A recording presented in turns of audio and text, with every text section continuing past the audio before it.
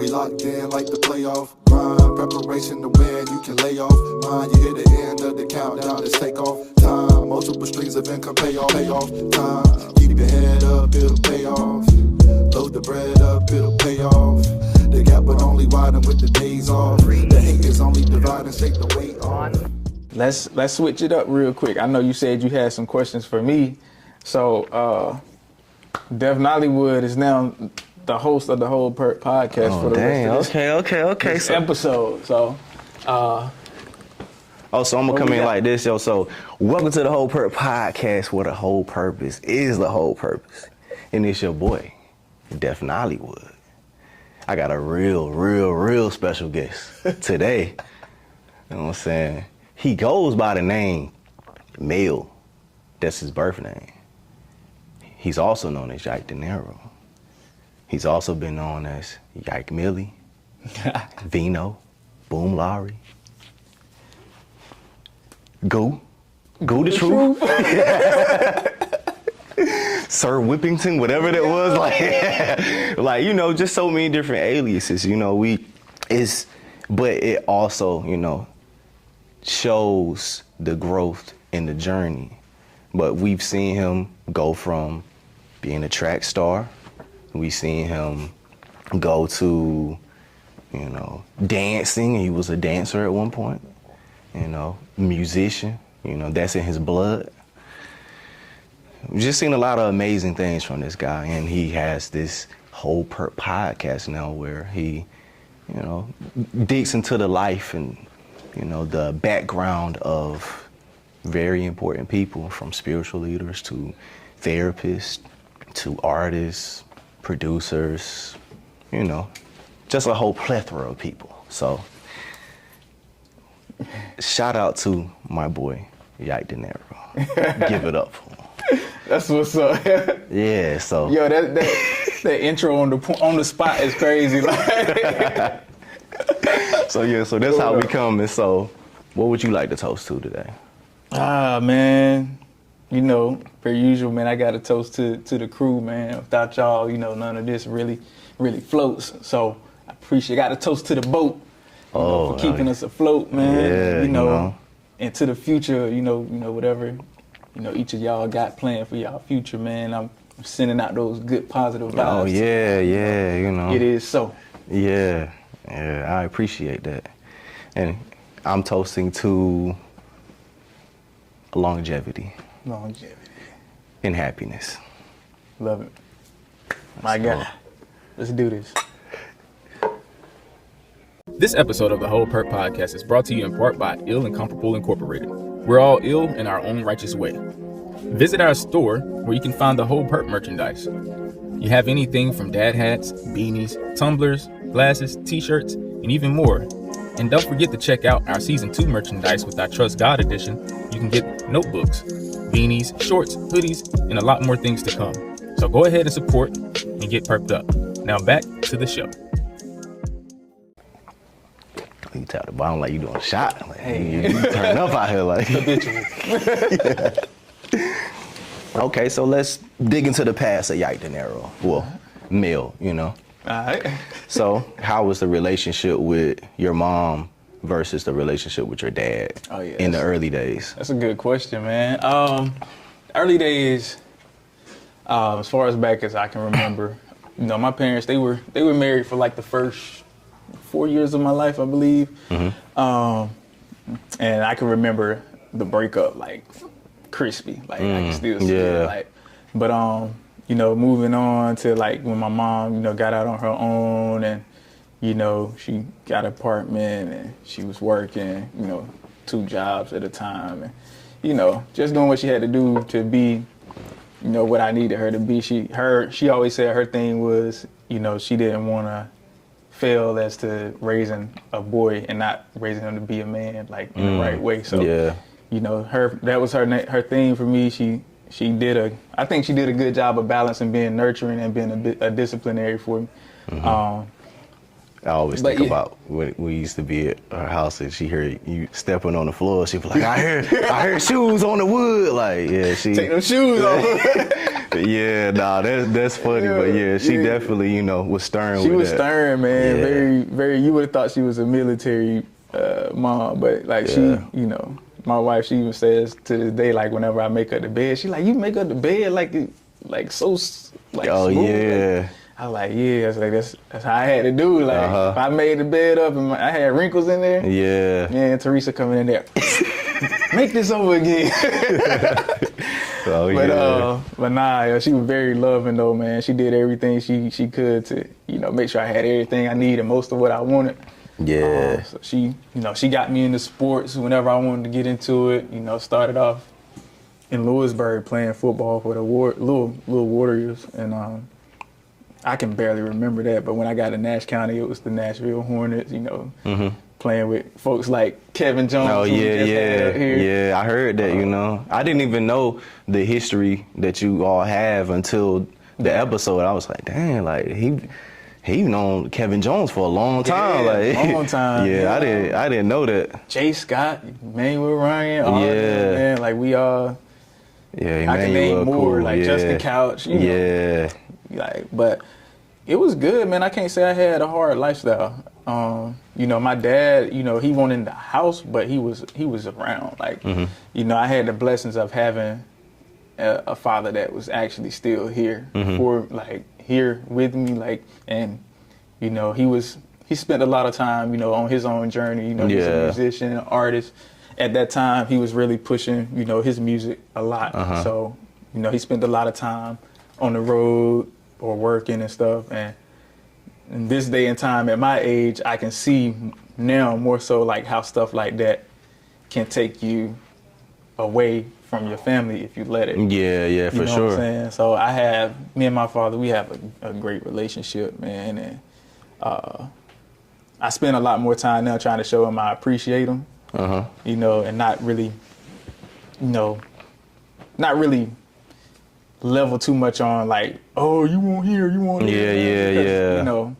You know, you've grown up and you know how easy things as a young man can, you know, can pull you in different directions and stuff like that. And I don't know really, you know, the whole insides of like why my mom and dad didn't work. At this point, I really don't care. You know, I think everything turned out how it was supposed to turn out. And but yeah, he's a pastor now, doing this thing. He's always there. You know, if I had to call him up, speak to him or whatever. You know, we spend a little time, as much time we can. You know, I'm working a lot now, so I don't really have much time on my hand. But you know, it's a great relationship. So, do you think that his background in music somewhat inspires the musicianship that you've had throughout your life? Definitely.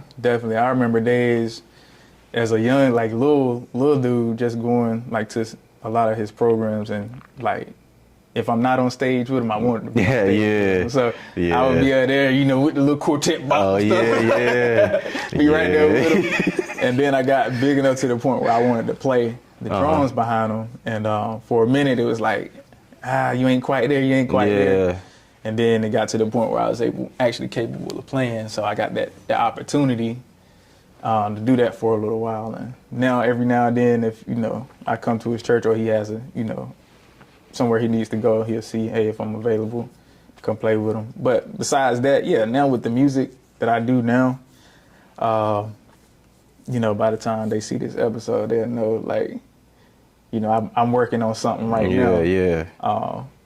We're gonna back it up, you know, before we get to that. So, when did you learn how to be a drummer, or how did that take place? Just off the jump, the main person I can think of that I studied coming up, he's a keyboard player, and he can play anything.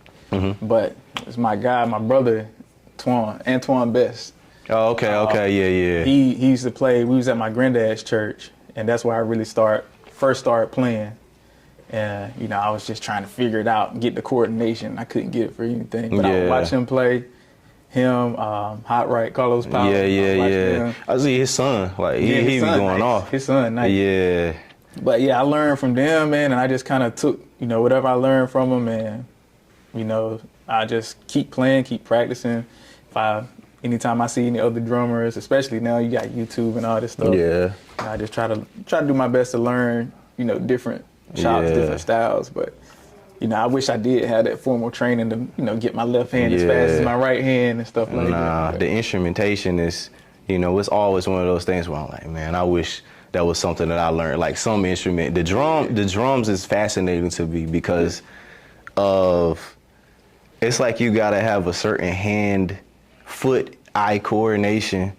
It's like you gotta hit like certain notes and stuff like simultaneously or like in certain cadences. Yeah, as somebody that's like, I consider myself very mediocre, but I will say for the average drummer, like if they can play a song and not lose their account and keep stay in the pocket, they are using a lot of brain power. Yeah. It takes a lot. Yeah. But now you got people like my favorite drummer right now, Lacey Comer, like you got people that their hands are moving faster than your eyes can see. Their feet are moving faster than your eyes can see. Like, to me, that stuff seems impossible. Yeah. Like, I can't even. Nah, it's tough, man. I think about the instrumentation of songs, right? So you be like, yeah, you got the hi-hats, you got, cymbals, you got the kick, you got bass, you got snares, and like the way people hit notes and stuff, you be like, dang. But when you see production, you be like, dang, I don't think nobody could really play this like this because you put so much stuff like into it. And you hear a live band playing. Yeah, then you be like, dang, they really did it. Like, that's crazy. Like, it's just a lot, man. Like, but it's fascinating to me, the whole like drumming and other instruments are interesting too. I love just it, man. Sound is just. I wish I could play the guitar. Yeah. To me, that's like between that and the keyboard. I feel like I would never figure it out. Like it seems like how drums sound to you, that's how it sounds to me. Like different chords and timing, moving each finger in a different string. Yeah, it's so cool. Like my finger dexterity. Yeah. It ain't made for it. As a kid, what are some of your favorite childhood memories? That's my memory trip going back. My favorite time or era, I would have to say was like, it had to be like high school, bro. Like, just in general, just how much time and energy I had to focus on my gifts, whether it was football or track, or even when we got into music, I think it was like junior year or whatever, I think. Yeah. We had so much time to just like perfect our crafts, and I didn't do as much as I should. Of course, hindsight is 20/20, but if I went back now, man, I would be so much more dedicated to my crafts, man. Yeah. It's crazy. But that would be my favorite pastime. It's like high school. It's funny, you mentioned that. I didn't even really think about when we first started, like actually recording, because, Man, we were hungry, so different. Bro. Like, it's just like, you think back to that time, it's like, man, I just, like, before that, I would write, and like I would, had a little tape recorder thing, and like, record yourself and stuff, and like see how you sound, like play it back, that's old days. Like you're like, oh shoot, like I kind of sound a little straight, like like I got to get on the track and some joy. So like when I first time recording with B Stamp, shout out to Stamp. Like that's history, with that. Seriously though, just like damn, that was the foundation right Like there. it started it all, like at that point. We did track together, and then, we started like the actual recording process of music together, which, was always cool to put in perspective. Flaws. Who was I then? Mellow. That's good. Melly for really. I cut you like a machete. Like ready. I'm lightweight, hit like a heavy. Pull out the confetti, cause I done won this round already. Get ready. Yeah, bro, nah. That was like my first rap, or was it the Nah, it's the Realer Than Real joint. Realer Than Real over there, over the Pac joint, wasn't it? Yeah, the Ambitions as a Rider. Yeah. Good time. We touched bases on your early childhood up until high school. Let's talk about after high school. That's where I really get into becoming like a dancer at that time. Like I always loved dancing. You remember in like high school, me and Kermit Dupree. Oh yeah. Y'all be doing all that stuff. Yeah. You know, I got to college, and that's where I finally ran into like teams, like where people did choreography and stuff. And I found out I was actually really good at not only doing choreography, but actually making choreography as my own dancer. But I also ran into, you know, two of my good friends. We formed the trio B&B. That's with Raheem, aka Juice Lord, and Trent, aka Brash's Mook. Yeah. Shout out to them. You know, real good peoples. Yeah, them my guys, man. Shout outs to Juice. Onyx is forever. You know, we grew really tight, man. We were down to blood in college. So from there, man, at that point I was actually in the music department. Yeah, let's talk about that. You know? Yeah, man. That's where I was, you know, I got a little formal training, like vocally. That's the first time I actually traveled outside of the country. Yeah. Like, you know, the jazz ensemble actually sent me out to Canada, Ontario, Canada, sent me out to the British Virgin Islands. Yeah. So we did a lot of, you know, good traveling. With a lot of exploration sounds like, man. It was fun, man. It was really fun. Then after, you know, college or whatever, that's when I actually took the chance. I was like, man, you know what? I'm out of school, you know, my own man now. I just found out I was, you know, my first child is on the way. Yeah. And so I said, I'm going to go ahead and pursue this really quick. And I went to LA, and it was the last city for So You Think You Can Dance. Oh, yeah. And I just posted a clip about that not too long ago. Yeah, I saw that on Facebook. I so happened to find it. My friend Patty Ann Miller, she's a drummer. But I met her in LA at So You Think You Can Dance. Dope dancer, even better drummer. Like she's played for like Beyonce. Oh, okay. Played in like commercials, like for different companies and things like that. So yeah, she's really dope. But yeah, I went out there all by myself. I was like 21 at the time. 21, 22. It was a crazy opportunity for me. I went out there, did my thing. I think I did decent, you know. Didn't get a golden ticket, but I made it to the judges round, and I went home with some stories to tell. So that was good, man. And, you know, when I came back, it was just, you know, hey, let's get this money. Yeah. Let's try to push this music. You know, Vibe Quest was formed. You know, we dropped GVO. Yeah. Try to take over the city with that. Not try. Oh, yeah. You know, it was a good time for sure. 2x2 jump Rock City. Yeah. Rock City. Yeah, that new Rock City movement out there. Yeah, we was in there. So, but yeah, that's in a nutshell. That's pretty much what life was like. You know, after college, leading up to now. You know, I'm married.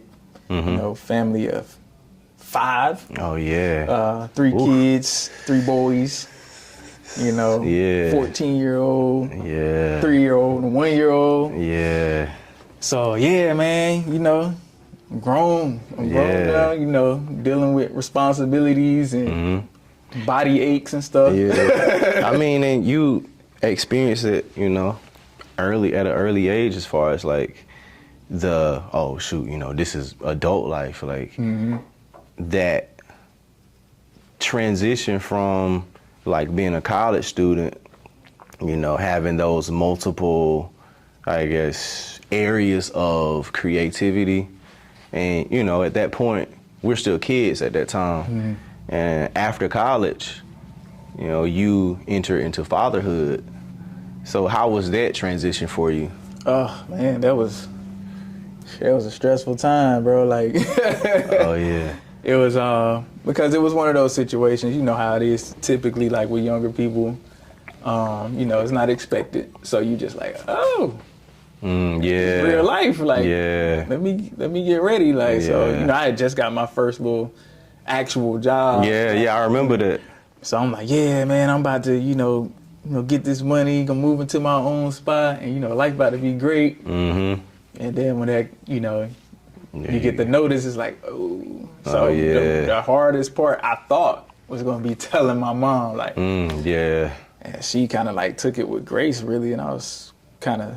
You was shocked. Yeah, like, what's going on here? I was like, whoa, I thought I was going to have to run for my life or something.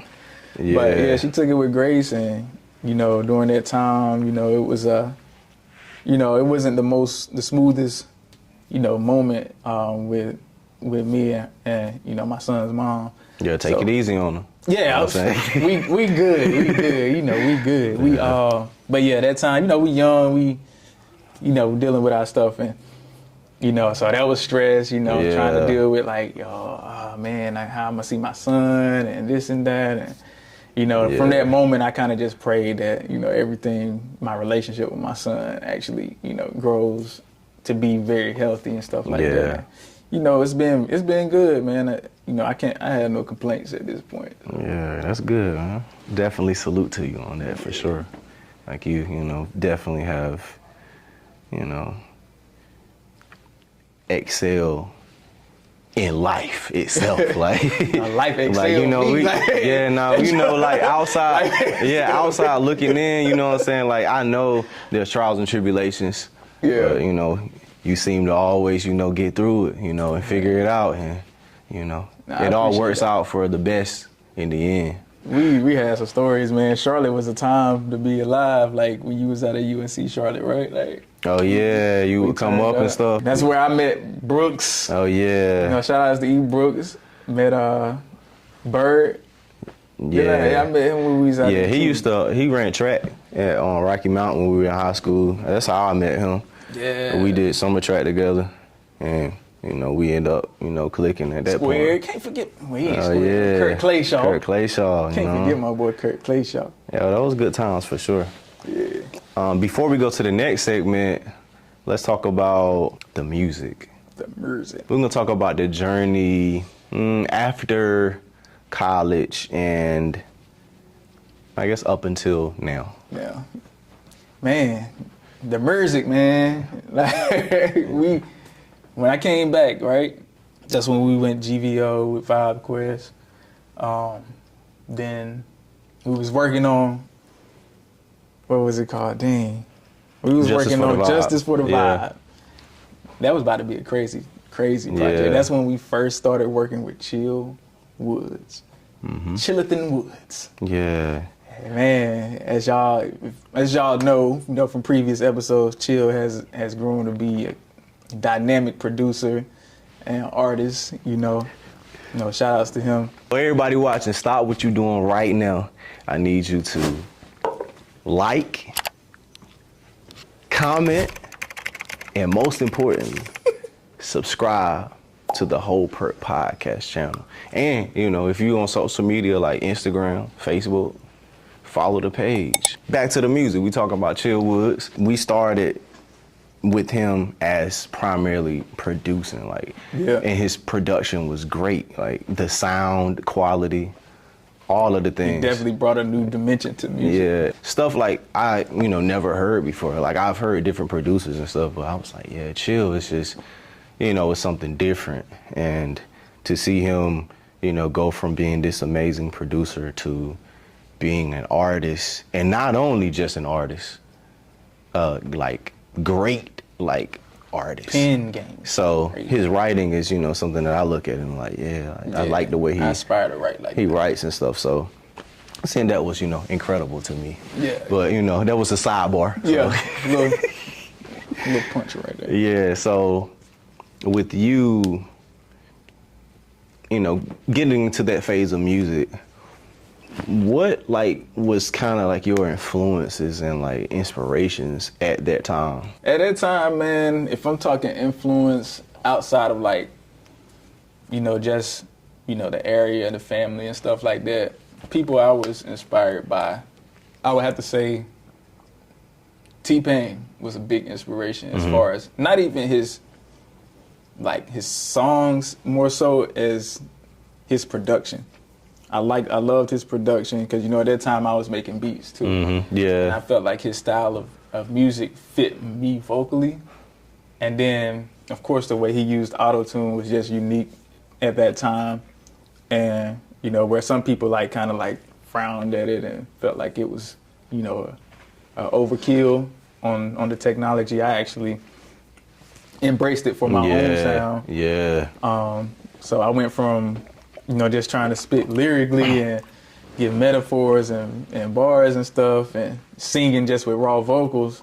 I threw that in to kind of give myself, you know, that more pop feel as well. Yeah. And which was crazy because when Chill Woods came along, once again, name drop Chill, his sound actually meshed with, you know, the style that I was going for at that time. Outside of that, you know, T-Pain, gospel music has always been a good influence when it came to like vocal range and, you know, different vocal ideas. Can't forget Drake. Oh yeah. Can't forget Drake. Yeah. Like he was one of them people that made me feel comfortable with being somebody that raps and sings and not having to be categorized as, oh, you ain't no rapper, you a singer, or you not a singer, you a rapper. Like, so yeah, those are like probably my main influences at that time. Yeah. For me, when you know, as I look back at you, what I've gathered from you as an artist is you've always been, you know, open to trying new things, experimenting with your voice, your vocals, and, you know, from someone who, you know, you don't like your voice, right? Like you were like, man, I don't like the way I sound. Like I sound like this. Like, how did you grow past that and get the confidence to be that person who will experiment with all these different sounds? How I get past it, bro, is just doing it, man. And the hard part isn't just doing it, it's actually putting it out. Like, cause by the time, you know, when I'm in the process of it and I'm hearing it, of course at that time, that's when it's like, it's fresh, it's feeling, it feels like, man, this is hot, I love this. Love it. Then by the time, you know, you perfect it and engineering, you know, mastering and all that stuff, then you're like, like, you know, your ears done went numb to it and then you can hear every little flaw. Yeah. You're like, I don't like it like that no more. And then you get past that point, it's like, okay, Def said at that time, you know, how Def said he liked it, HD liked this joint. Yeah. Or, you know, whoever in my circle at the time, they're like, yo, this fire. So that gives me the confidence to be like, okay, somebody gonna like it. So I put it out, and, you know, I just know once it's out, I gotta commit to it. Yeah, for sure. Even though I hear it and I'm like, dang, like when I'm by myself, I'll bump it. But when I'm with other people, I'm like, man, my voice sounds terrible. Like, oh yeah, like man, turn this off, man. Like trash, like. But yeah, man, like just committing, bro. That's just being committed to the decision. That's it. That's how I get through it. Okay, you know, with so much to talk about with music, man. Because you know, like you had a retirement, you know, like at a certain point, then you came back, then you released more music, like. You're constantly reinventing yourself, you know, which, like, I salute for, because it is really tough to do such things, because, you know, you never know the reaction or how it's going to land, but you seem to do it fearlessly, like, every time, which I salute. Crazy. I salute to you for it. See, outside looking in, that's how it looks, you know, like, I'll be like, dang, he did this, he did that, like, he went from this name to this name, like, he went from this genre, like, trying this stuff. It's just a testament to that type of artist and creative that you are. Yeah. So now I would like to, you know, dig into, you know, what you're doing now. Like, so, you know, I've come across, you know, different pages and, you know, different music I see from an artist named Gentile. Man, who's that guy? All these names, Jack Denero. Like, so, you know, this is also a testament of the reinventing of yourself. Facts. So I guess we can talk about this transition and what's going on. Let me say, y'all, this was not planned, but I love the timing of this because, yeah, talk about Gentile, man. Gentile,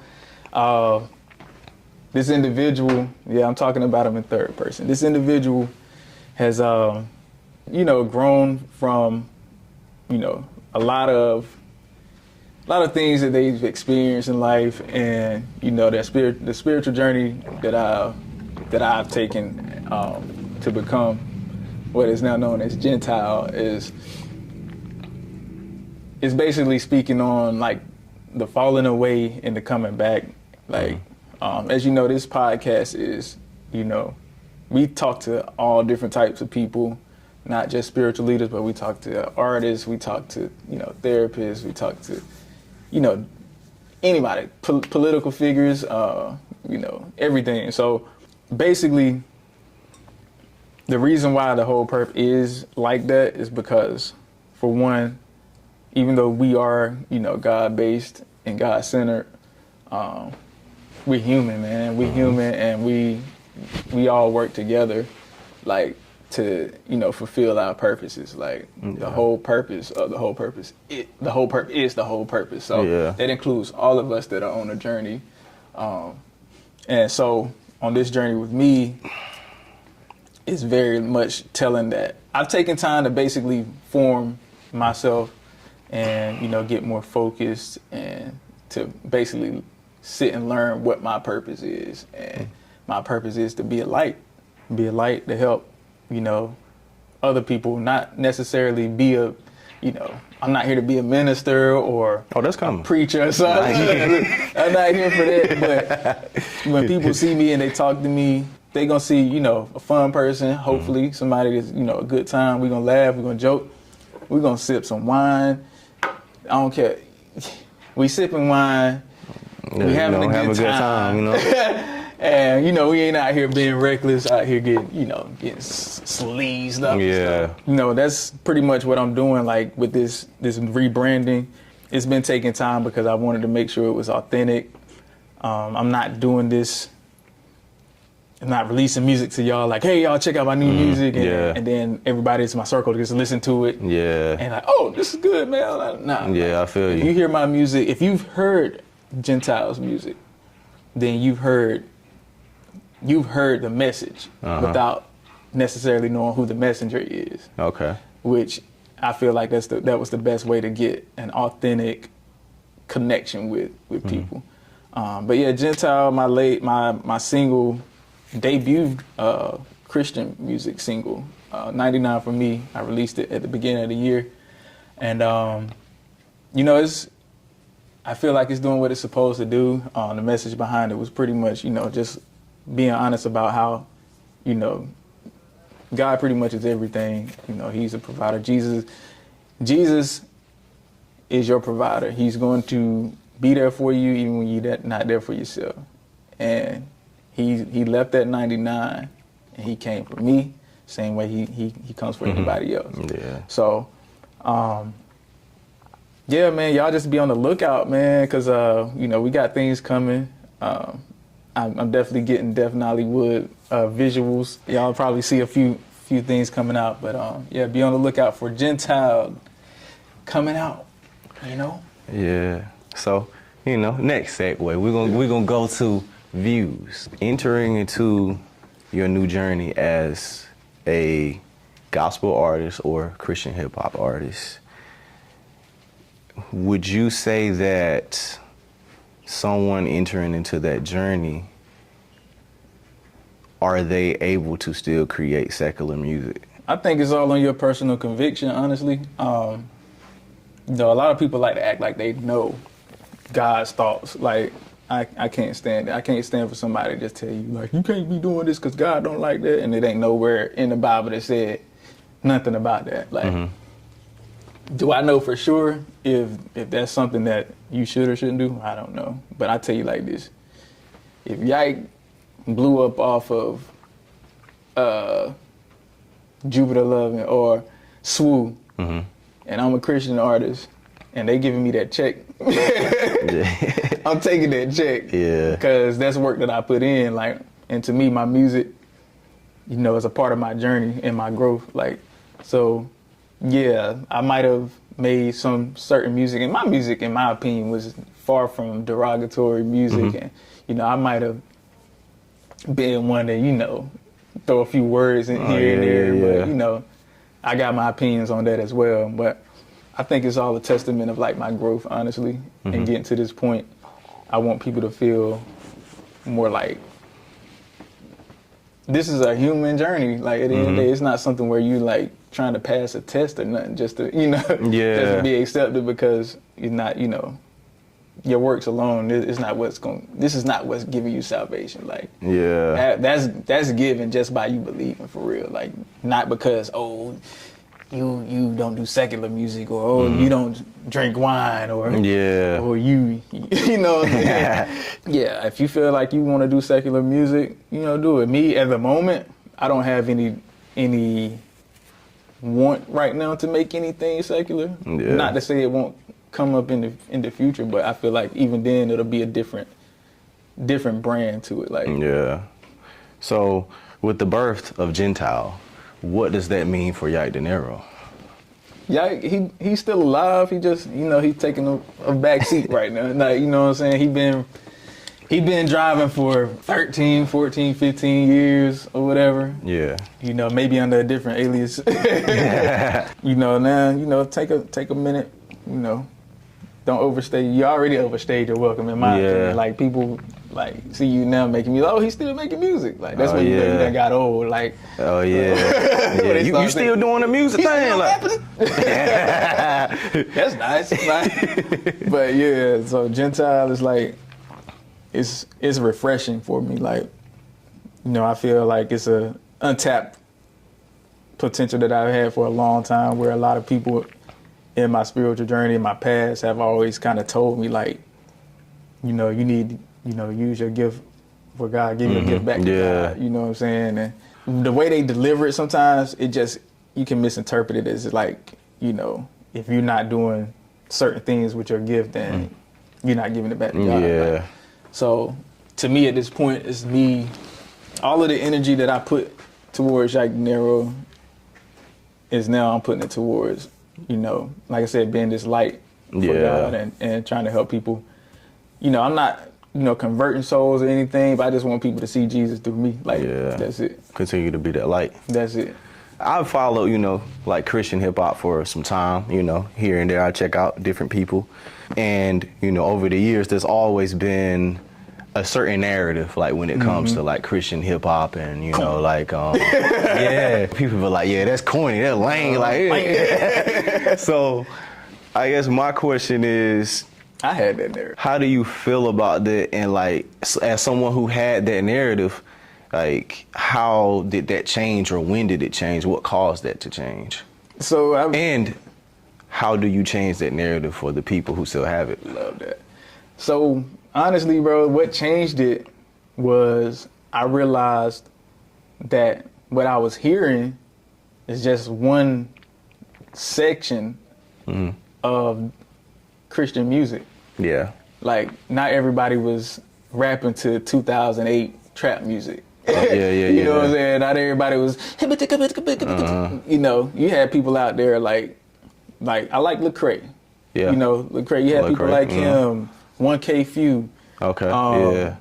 And you got female artists that aren't necessarily rappers, but they have pop music. Like Blanca or, it's so much other stuff out there. Just like hip hop is, like some people hear of rap or hear of hip hop and they just think of one section of hip hop. You got a plethora of so many different genres. Like, so once I started hearing that and then realizing that just because, I want to do this, it doesn't have to sound like this. Like my music can still sound like my music.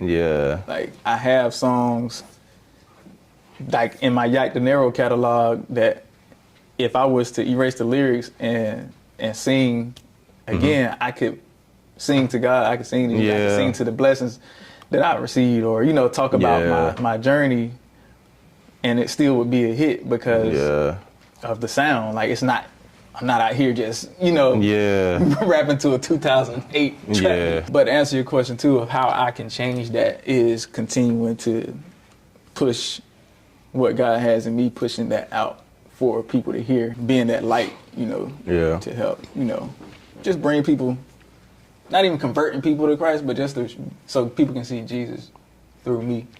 Okay. And, understand that, that he's here. You know what I'm saying? Yeah.